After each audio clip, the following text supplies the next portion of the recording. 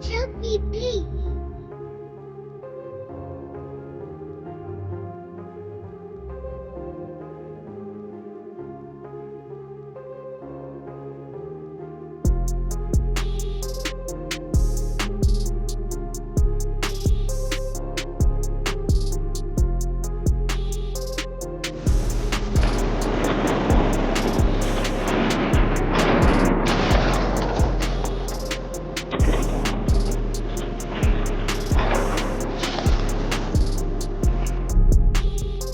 Yo, what's up YouTube? Before we start, make sure to drop a like for more fire content.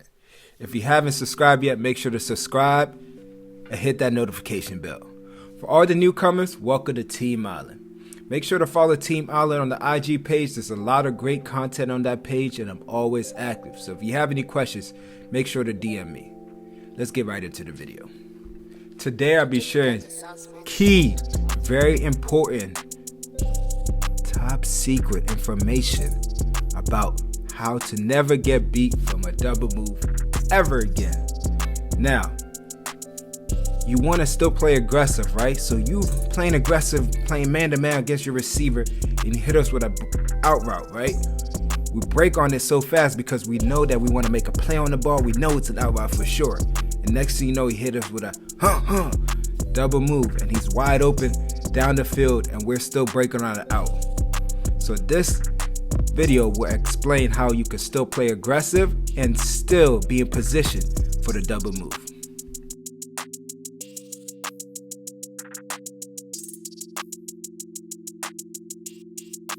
First thing first, you gotta understand the situation and have a feel of how the game is going. If you're playing man-to-man most of the game and the receiver's running all these short routes, slants, hitches, speed outs, and you're on it every time and you're making a play on the ball and you're just locking them up, right? The offense know that you're playing very aggressive and they know that you're sitting on all those short routes. So next thing you know, they're trying to set you up and they hit you with a double move. So the first couple times, boom, you're making a play on it. Boom, you're making a play on it. Next thing you know, they're gonna hit you with a double move. So you gotta keep that in mind when you make a play on that first couple short routes.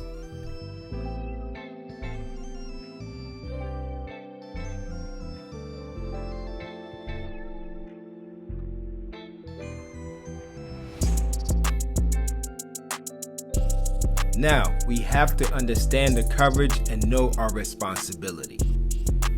If we're in zone coverage and we got deep third, we are not falling for no double moves. We're not falling for the hitch and go because we have underneath help. We're not falling for the sluggo because we got underneath help. All we're gonna do is squeeze the route. We're not gonna break on it, we're gonna squeeze the route because we have somebody drop it underneath the slant. And make sure we're communicating in and in or smash or all that stuff. So make sure you understand if you got deep third, you got deep third. Do not try to jump the double move, all right? Nobody's gonna be back there if you jump the double move. You got deep third and you jump it, nobody is gonna be back there, right? Just gave up a touchdown. So be disciplined, understand the coverage, and make sure you're doing your job.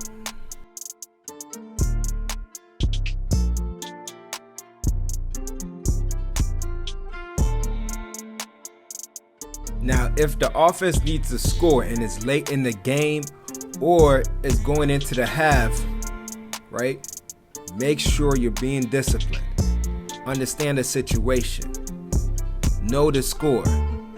Hey, do they need a score? How much time is there left? Maybe they're going to take a shot now, right? Understand what the offense is trying to do. Understand the situation we are in and make sure you use that as an advantage so you can play deep if you need to.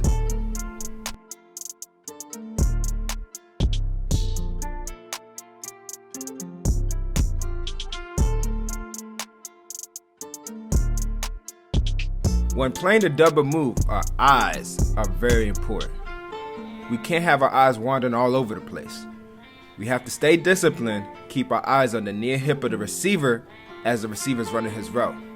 Now, a lot of times receivers, when they run a double move, the hips never turn. They'll just drop the hip and go, or sometimes they'll drop the hip, fake in and go, fake out and go.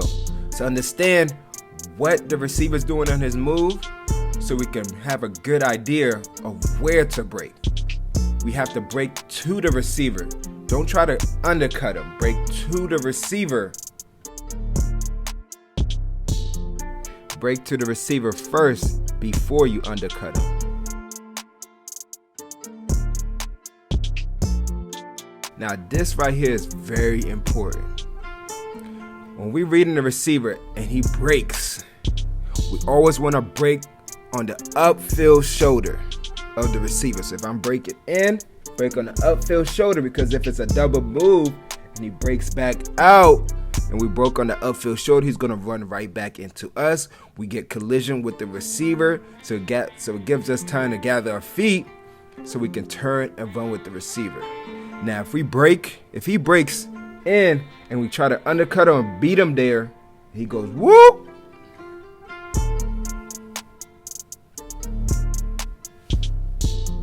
Feel me?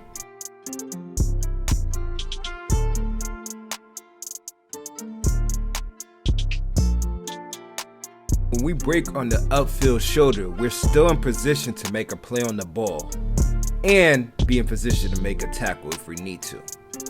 But if we undercut or beat him there, we lost all ways of making the play. We can't tackle him. We can't make a play on the ball because it's a double move. And now we're chasing, and he's going for 6. So the corner right here is not breaking to the upfield shoulder. His eyes are not disciplined, and he tries to undercut the route, which lead him to getting beat.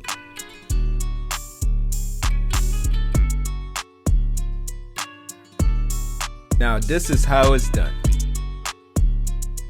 It all starts with his eyes. Eyes are good and disciplined. He breaks to the upfield shoulder of the receiver, and he collisions the route, which gives him time to get his feet under him and turn and run with the receiver.